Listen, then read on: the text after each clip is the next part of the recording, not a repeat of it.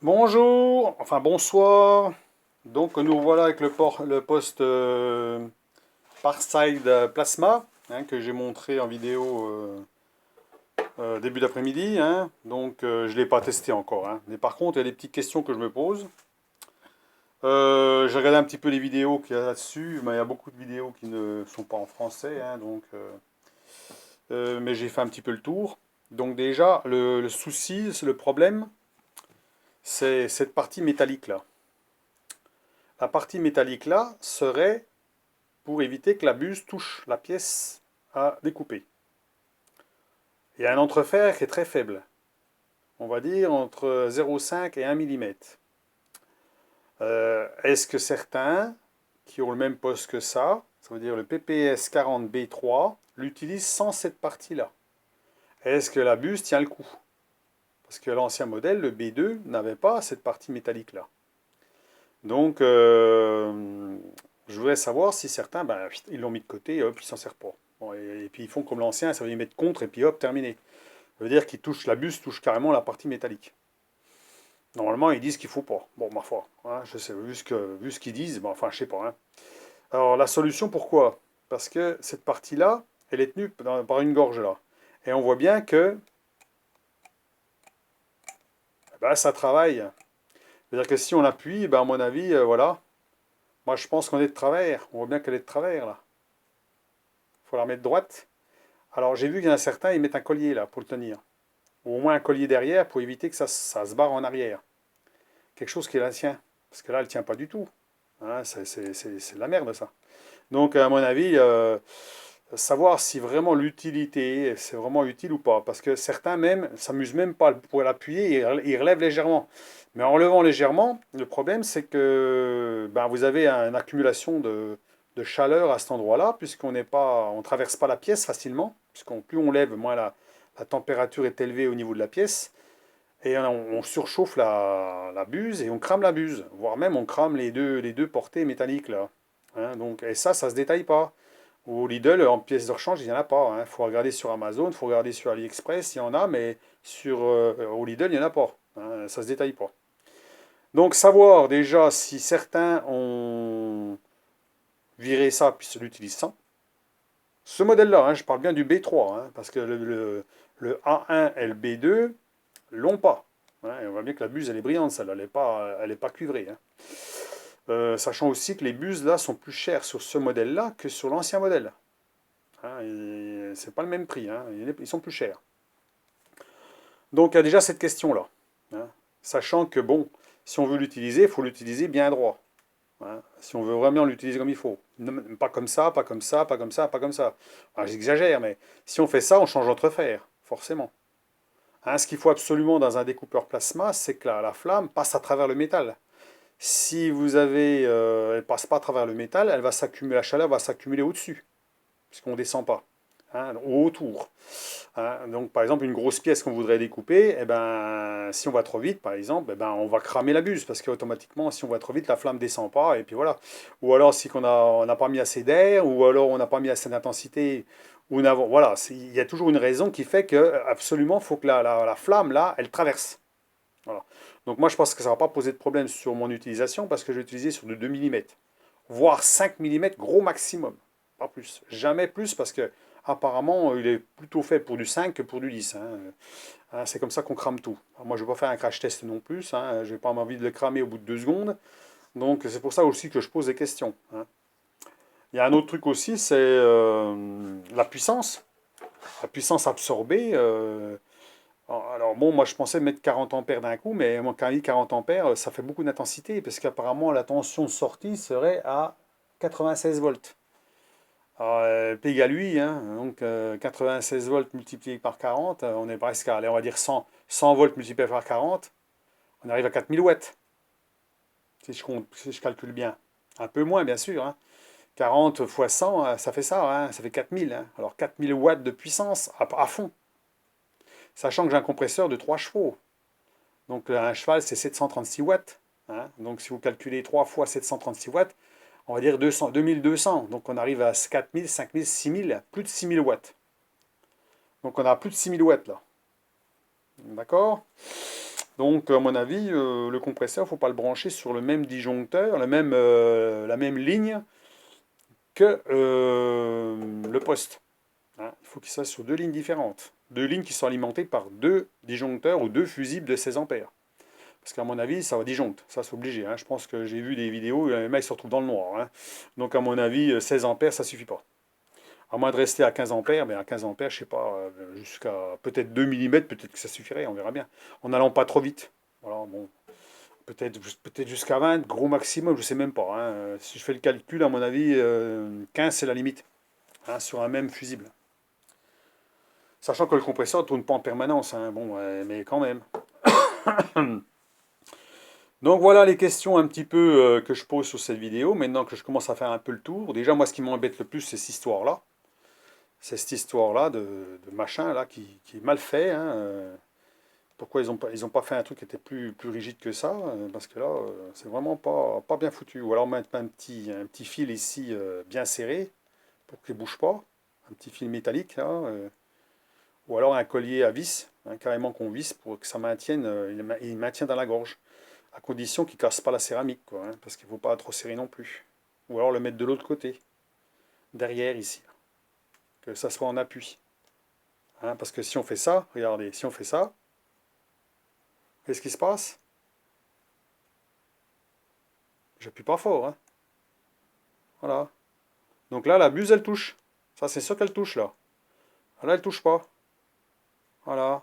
Donc, est-ce que c'est vraiment une utilité? Ou est-ce que c'est pour économiser la buse à la longue? J'ai vu aussi qu'il y en a qui brossaient la buse proprement chaque fois. Il faut qu'elle soit bien nettoyée.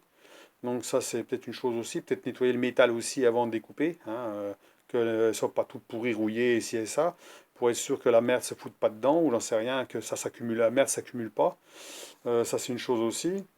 Donc voilà un petit peu les vidéos. Sur les vidéos, qu'on peut se poser des questions sur ce modèle-là.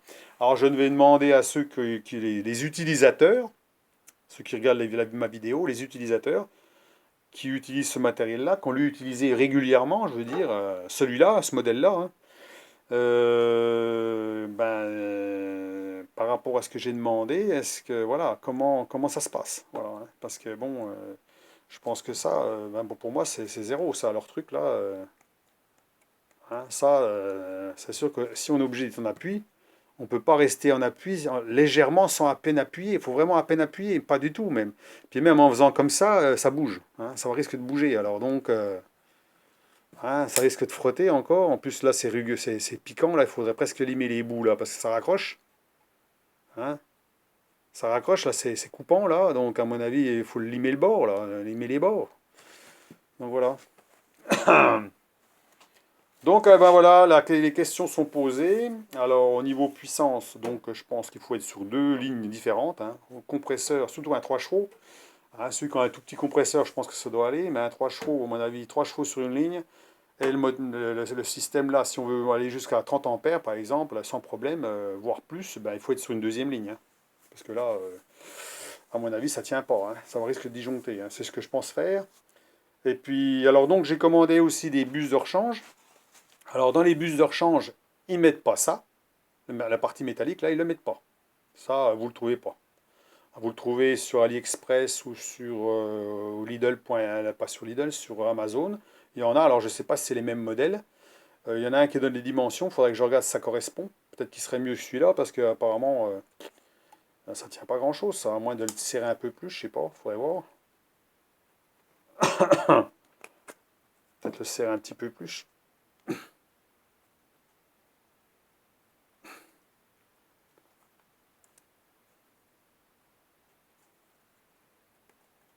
C'est un truc à péter tout ça.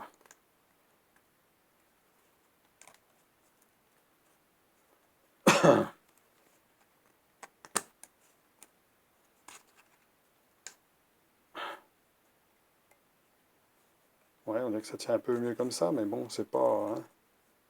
Voilà, ça bouge quand même. Hein. Ça bouge quand même, hein. C'est quand même pas l'idéal. Hein. Donc j'ai déjà redressé un peu le bout là, parce que c'était légèrement un petit peu de travers là, c'est même pas bien droit ça, alors donc à mon avis, hein, à voir. Donc, j'aimerais bien savoir s'il y en a qui l'utilisent sans ce truc-là. Hein, comme je vous dis, moi je veux pas faire un crash test, hein, c'est pas la peine que j'essaye des trucs et puis je crame des trucs alors qu'il y en a qui ont déjà essayé ou qui l'utilisent d'une autre façon. Voilà, puis au moins je saurai avant de faire quoi que ce soit. Hein, voilà, hein, donc moi je suis pas utilisateur de ce genre de matériel. Hein. Je connais le chalumeau, oui, le chalumeau à oxyacétylène, ça je connais bien. Le chalumeau découpeur aussi, j'ai utilisé aussi, y a pas de problème, mais ça j'ai jamais utilisé.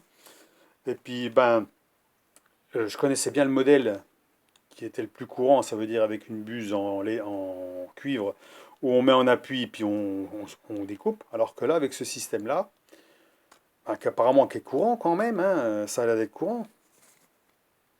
Est-ce que ça va bien ou pas bon, là, il a l'air de tenir quand même un peu mieux. Là. Peut-être le resserrer, mais bon, je me demande si c'est suffisant encore. Hein, faut pas que ça bouge pendant que. Mais bon, je vais limer les bords là, hein, parce que là c'est trop coupant. Si ça raccroche, ça va travailler forcément. Vous mettez un petit collier autour là, juste à peine serré pour pas que ça bouge, hein, qu'on est sûr que ça ne travaille pas, puis que la buse reste à peu près à 1 mm de la ferraille. Voilà. Donc ça, à voir. Donc je vous laisse sur ces petites questions, sur ces renseignements pour ceux qui en ont, parce que c'est bien d'en avoir. Hein. Comme dirait l'autre, les vidéos c'est du partage. Hein. Moi je partage mes connaissances de ce que je fais où je bricole, et puis j'attends aussi des réponses de votre part pour ceux qui sont utilisateurs et qui font aussi du bricolage, qui connaissent bien ce matériel-là. Hein, que ce soit du Lidl ou un autre, il faut savoir si il y a peut-être des autres modèles. Est-ce que c'est pareil? Est-ce que ça bouge, ça? Est-ce que ça tient bien ou pas? Déjà, ça tient pas, c'est pas idéal. Hein. Bien serré, je pense que un petit collier, ça serait peut-être pas mal quand même, parce que ça se dévisse en plus. Hein. Enfin, si c'est bien serré, ça bouge pas trop, mais bon. Voilà. Hein. Donc là, j'ai commencé à essayer de farfouiller un peu là-dedans pour voir qu'est-ce qu'on peut avoir de bien et puis de moins bien là-dedans. Donc voilà. Hein. Comme je dis, moi je ne vais pas l'utiliser de façon intensive, ça sera pour du gros maximum 5 mm, jamais plus, plutôt même moins. Hein, ça sera peut-être pour de la tôle de 1 mm, 1 mm 5, 2 mm jusqu'à 3 mm, c'est déjà de la bonne tôle, hein, c'est déjà assez épais pour faire déjà pas mal de petits trucs. Hein, quand je peux couper avec la scie à ruban, je la coupe avec la scie à ruban. Quand je peux couper à la meuleuse, je le fais à la meuleuse. Hein. Ça sera vraiment pour faire des formes, par exemple. Hein, si on veut faire des arrondis ou des trucs comme ça, ou des trucs ronds, des disques ou autre chose, là, ça peut être utile pour ça. Ou des arrondis intérieurs, arrondis extérieurs, ça peut être bien aussi.